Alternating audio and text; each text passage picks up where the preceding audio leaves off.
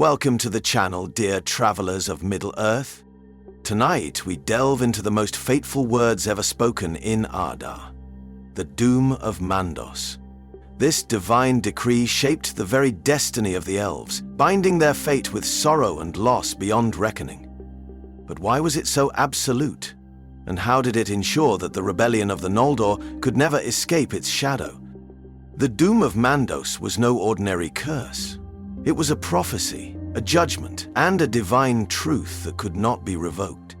It was uttered by Nemo Mandos, the doomsman of the Valar, when Feanor and his people, driven by wrath and blinded by their oath, committed the first kinslaying at Alqualond and defied the Valar by departing from Aman.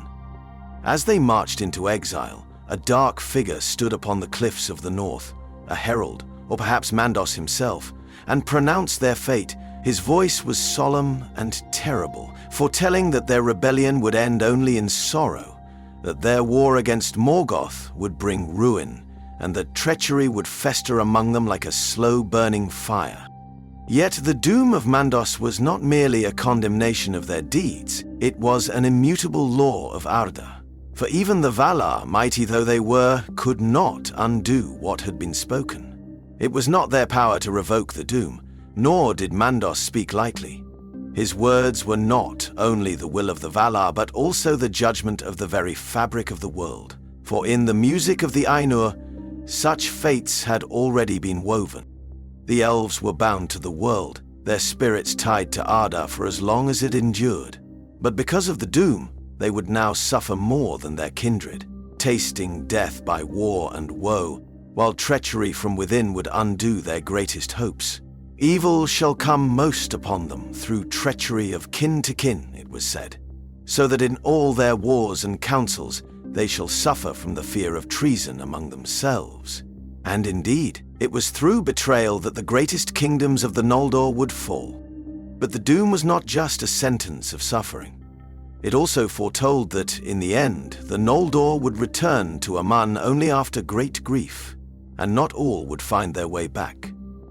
Even after Morgoth's defeat, the pain of their exile lingered. Some, like Galadriel, long resisted the call, unwilling to accept the pardon of the Valar. Others, like Feanor's sons, found no redemption, bound by the fires of their own oath. Yet, was the doom truly irreversible? Or did some fates, however grim, find a way to redemption? That is a question we shall explore in the next part of our journey. The doom of Mandos was not merely a spoken word. It was a decree that shaped history itself, an inescapable shadow cast over the Noldor wherever they went. But how exactly did it manifest?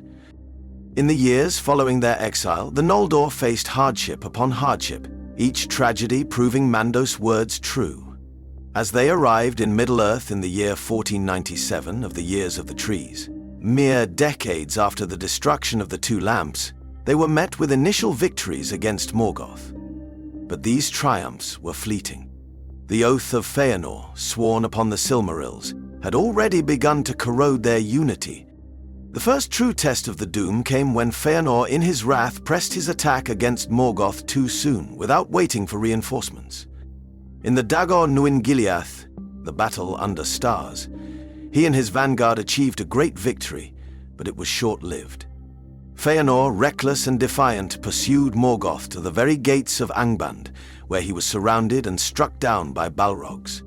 Even in his dying moments, he cursed Morgoth and commanded his sons to uphold their oath. Yet, in that moment, the doom of Mandos had already claimed its first and most fiery victim. From then on, treachery plagued the Noldor.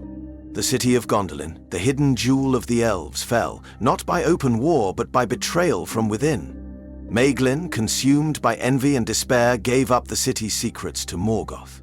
Likewise, the betrayal of Doriath at the hands of the sons of Feanor stemmed from the same poisoned well, the curse that drove them ever onward in pursuit of the Silmarils. Even the most noble among the Noldor could not escape. Finrod Felagund, the wisest and most just of their kings, met his fate in the dungeons of Sauron, dying to fulfill an oath of friendship. And Turin Turambar, though not of the Noldor, found his life cursed by their doom, for his father Húrin had defied Morgoth and was made to witness the slow ruin of his kin. But the doom was not just personal, it was also political. Every great realm founded by the exiles was doomed to destruction. Nargothrond, Gondolin, Doriath, each was a wonder of the world, yet each fell in fire and blood. The doom ensured that no lasting peace could be found in exile. The sons of Feanor themselves became wandering relics of a lost age, doomed to fight a battle they could never win. Yet, if the doom of Mandos was absolute, why did some find a way back? How did forgiveness and fate intertwine in the final reckoning of the Noldor? That is the question we shall answer next. If the doom of Mandos was so absolute, why did some among the Noldor find a path to redemption? Was there a way to escape the long shadow of fate? Or were even the most repentant bound by the decree of the Valar? The answer lay in the nature of the doom itself. It was not merely a punishment for the kinslaying. It was a recognition of the deep corruption that had taken root in the hearts of the Noldor. The Valar had not sentenced them to ruin out of malice, but rather because they saw that the Noldor, in their pride and wrath, would bring suffering upon themselves. This meant that the doom was not an eternal condemnation, but a burden that could only be lifted through great sacrifice and humility. Some, like Finrod Felagund, found redemption through selfless acts. Finrod, despite being a prince of the exiles, remained ever faithful to his bond with the House of Beor. He laid down his life in the dungeons of Sauron, fighting not for his own sake, nor even for the Silmarils, but for love and friendship. He alone among the Noldor was granted a rare grace. His spirit did not linger long in Mandos, but was released, and it is said that he walks again in Aman. Galadriel's fate was more complex. She had been among the most defiant, refusing to turn back even when Mandos pronounced his judgment. Yet she never swore the oath of Feanor, nor did she take part in the kinslaying. Over the long centuries of the Second and Third Ages, she sought wisdom rather than dominion, resisting Sauron's temptations and using her power to preserve rather than to rule. At last, when the One Ring was destroyed and her long toil was ended, she was permitted to return to Aman. But her return was not a triumph. It was an acceptance of her place among her people, a surrender of pride. Yet for others, the doom was inescapable. The sons of Feanor, bound by their oath, could not find peace. Maedhros cast himself into a fiery chasm, and Maglor wandered the shores of Middle-earth, forever lamenting. Even after Morgoth was defeated and the War of Wrath ended, they could not escape their fated ruin. The Silmarils, the very objects they had sworn to reclaim, rejected them, burning their hands with an unbearable fire. This was the final proof that the doom was not just a curse. It was the natural consequence of the oath they had sworn. In the end, the doom of Mandos was not a punishment in the mortal sense. It was a truth, a reflection of the choices made by the Noldor. Those who sought only power and vengeance found only sorrow. Those who embraced wisdom and sacrifice found at last some measure of peace. But the fate of the Noldor was forever altered by their rebellion, and even those who returned to Aman did so with the weight of their long exile upon them. But what of the doom in the grander scheme of Arda? Did it serve a higher purpose? Or was it simply the tragedy of the Noldor, played out against the backdrop of an uncaring world? That is the question we will explore next.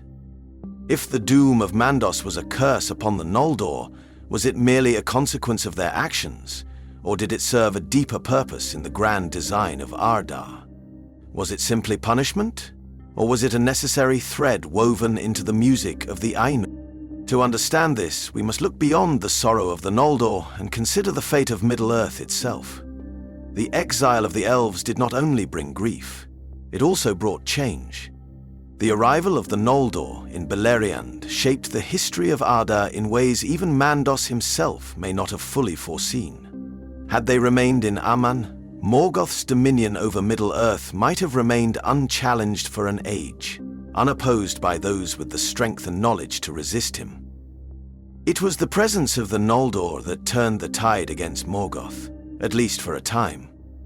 They taught men the ways of craft and wisdom, forging alliances that would endure long after their own ruin. Their cities, Gondolin, Nargothrond, and the halls of Himring, were wonders that defied the darkness, beacons of light in a world threatened by shadow. Even the great deeds of the Edain, from Hurin's defiance to the lineage that would one day lead to Numenor, were shaped by the intervention of the Noldor. Yet the Doom ensured that their victories would never be permanent. Every realm they built was doomed to fall. This too served a purpose in the shaping of the world. The fall of the Noldor left a space for men to rise. When the War of Wrath ended and Morgoth was finally cast into the void, the time of the Elves in Middle-earth was already beginning to fade. Their fate had been sealed long before. Mandos had declared that they would find no lasting home outside Aman, and so it was that they dwindled, leaving men to inherit the world. Even in the Third Age, the echoes of the Doom lingered. The reluctance of the Elves to take action against Sauron was a reflection of their weary fate. They had already spent their strength in wars they could not win, and their time was ending. Galadriel, the last of the great exiles, remained only because she had not yet found her peace.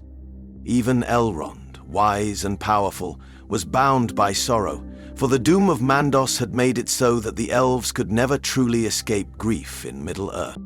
Thus, the doom was not simply a punishment, but a shaping force, one that ensured that the firstborn would fade and that the dominion of Middle-earth would pass to men.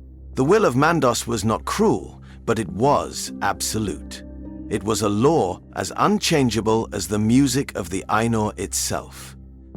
And so, as the last of the Noldor departed across the sea, the doom of Mandos was fulfilled. The long exile was ended. But Middle-earth would never again see the glory of the Eldar. The age of men had begun. The doom of Mandos was spoken in wrath, but it was fulfilled in sorrow. It was not just the fate of the Noldor, but the turning of an age, the shifting of power from one race to another, the inevitable passing of the elder days into memory. In the end, it was not merely a curse, nor was it a punishment. It was a truth written into the very fabric of Arda. The Noldor, though mighty, could not change their destiny. Their struggle against Morgoth was not in vain, but neither was it triumphant. It was, as all things in Middle-earth, a tale of light and shadow intertwined, of beauty and tragedy walking hand in hand. The doom ensured that no matter their victories, they would find no lasting peace.